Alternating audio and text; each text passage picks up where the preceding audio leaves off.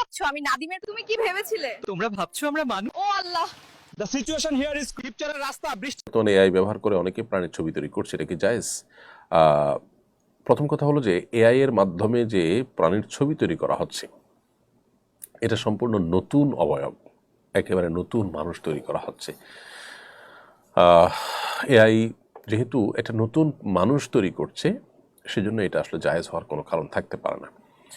কারণ আপনার এটা হলো একটা নতুন প্রাণীর ছবি আঁকা, জাস্ট একটা মানে আলাদা একটা নতুন ছবি তৈরি করা, ব্যাপারটা সেরকম।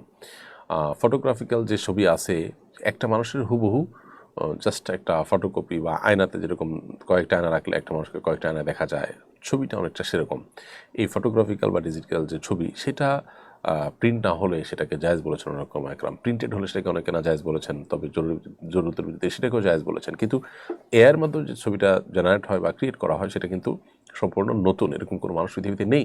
তো এরকম কোনো সৃষ্টি, এরকম কোনো প্রাণীর ছবি যদি কেউ অঙ্কন করে, নবী সাল্লাল্লাহু আলাইহি ওয়াসাল্লাম বলেছেন কিয়ামতের দিন তাকে ফুৎকার দিয়ে, রূহ ফুৎকার দিয়ে ওই প্রাণীকে জীবিত করার জন্য আল্লাহ তাআলার পক্ষ থেকে নির্দেশ দেওয়া হবে। সেটা তো সে করতে পারবে, তখন তাকে জাহান্নামে নিক্ষেপ করা হবে। এই সমস্ত কারণে এর মাধ্যমে এই কাজটি করা যায় না। তবে এর মাধ্যমে অন্যান্য যে সমস্ত কাজ করার সুযোগ আছে, যেগুলো সেটা দৃষ্টিকোণ থেকে না জায়েজ নয়, সেরকম কিছু করা যেতে পারে।